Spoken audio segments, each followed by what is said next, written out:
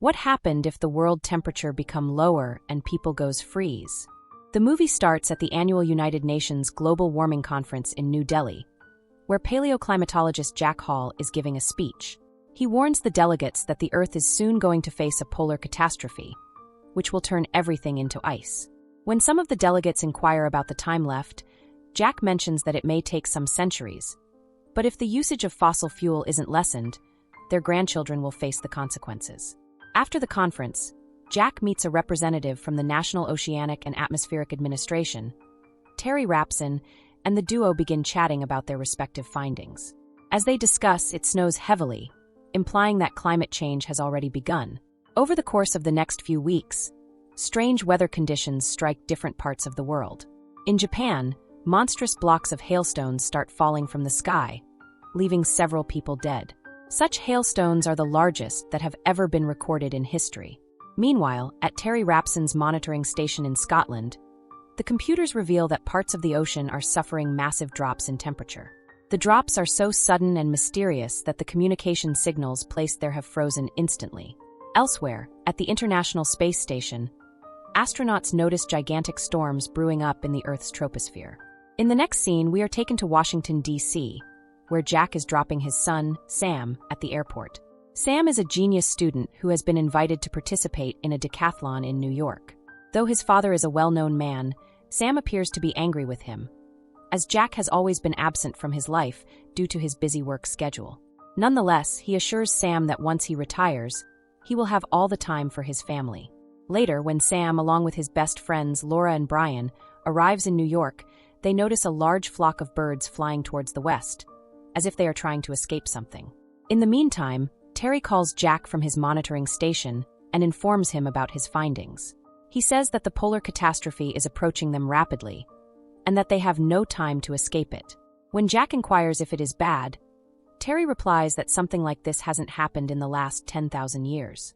Following this, we are taken to a weather monitoring center in California, where a technician is enjoying his time with his girlfriend.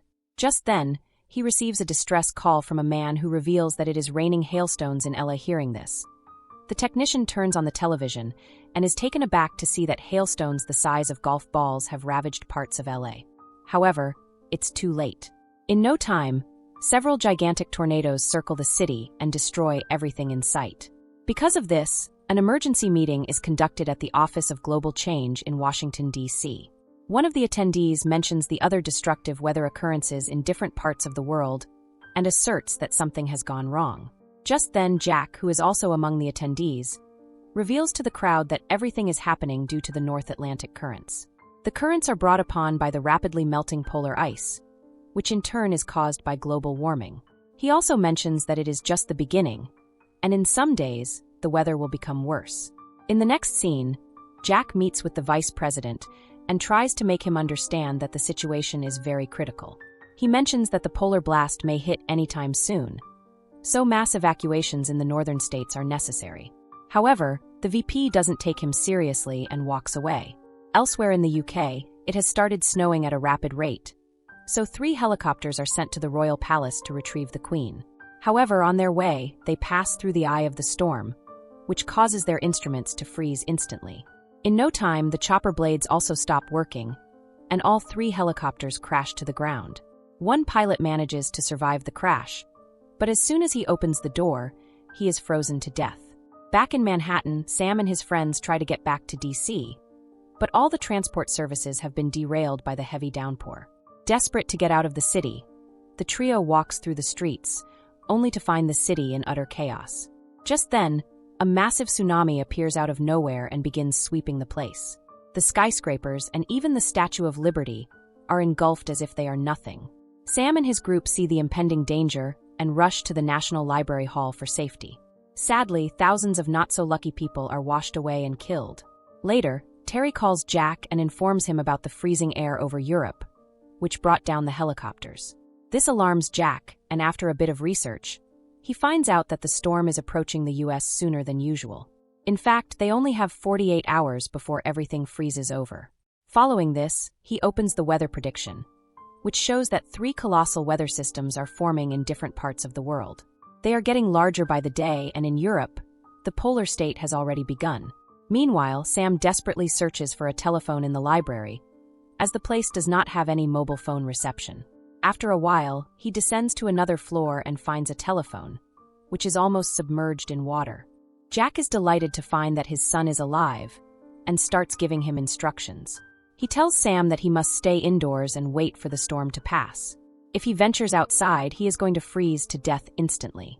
Hearing this, Sam becomes worried, but Jack consoles him by saying that he will come to rescue him soon. The next day, as everyone in the library is gathering clothes and rations, they hear a strange noise from outside. When they peek through the window, they are shocked to see a cargo ship sailing through the place. Elsewhere in DC, the head of state is having a meeting, and Jack is tasked with briefing the state of the situation. Before even beginning, he instills fear in everyone by mentioning that the worst is yet to come.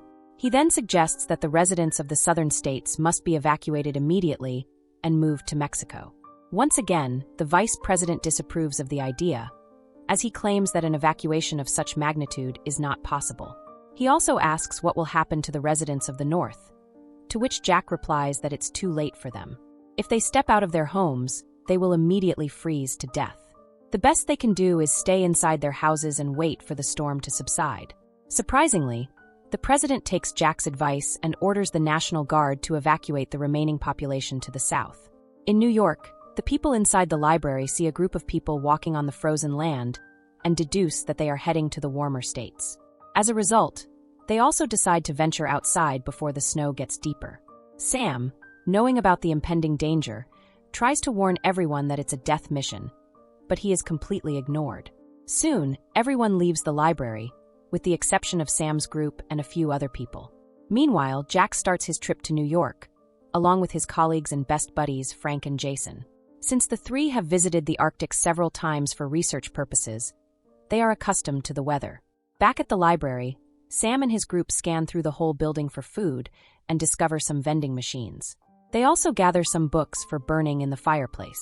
Elsewhere, as Jack and his crew are traveling through the thick snow, they suddenly hit a roadblock and are forced to continue their journey on foot.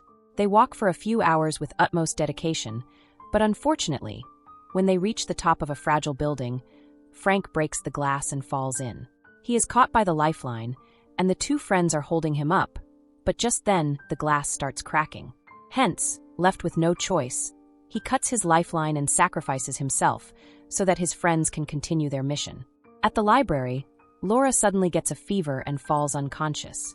Worried, the group starts searching for the cause and discovers that she has a wound on her leg, which might have caused blood poisoning. One of the ladies in the group, who happens to be a medic, mentions that Laura needs an urgent injection of penicillin, or else she will have to be amputated. Desperate to save his friend, Sam decides to venture into the nearby cargo ship, hoping that it contains some medicine. As he is about to leave, Brian and another guy, JD, also decide to accompany him. Elsewhere, Jack and Jason are slowly moving towards their destination, but sadly, Jason collapses due to exhaustion. As a result, Jack is forced to carry his friend. At the library, the trio finally heads out and makes their way to the cargo ship. However, along the way, their scent is caught by a pack of hungry wolves, who have broken out from the nearby zoo. Sam, Brian, and JD enter the cargo ship's kitchen and find some penicillin. They then look around the place for some more supplies, but suddenly, they are attacked by the pack of wolves. Sam and Brian manage to escape to another room, but JD is severely bitten. Still, they manage to save him from the hungry beasts. Sam looks outside and sees the skies clearing. He then realizes that the eye of the storm is nearing them, and that they don't have enough time left. Hence, he puts himself in harm's way and makes his way outside to lure the wolves away from the kitchen. He then runs through the abandoned ship, narrowly escaping the wolves. After a while, he catches up with his friends, but by this time, JD is unable to stand. Hence, Sam and Brian bring a sledge and drag their friend to the library. On the other hand, as Jack is dragging Jason through the thick snow, he also notices the eye approaching at a rapid speed. He finds an open vent and throws Jason inside before getting in himself. As soon as he closes the door, the frost attacks the place and freezes everything that it touches. The boys also reach the library just in time and narrowly avoid death. They then scramble to keep the fire running, as it is the only thing that can save them from the brutal cold.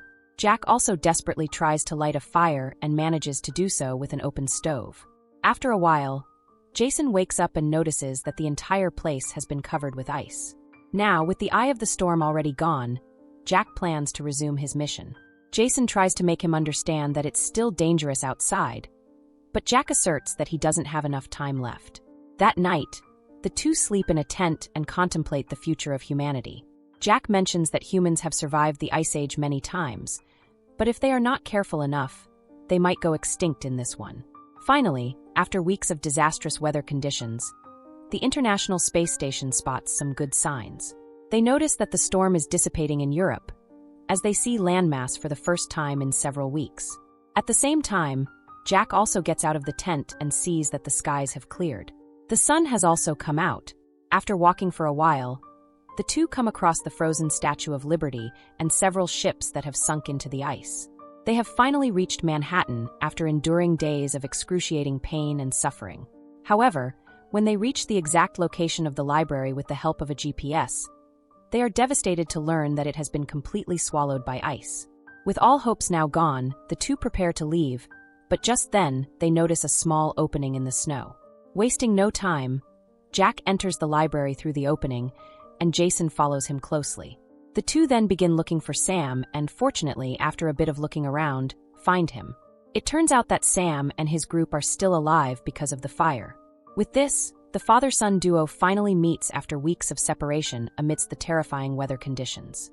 Following this, the scene cuts to Mexico, where the new president is informed that there are survivors in New York.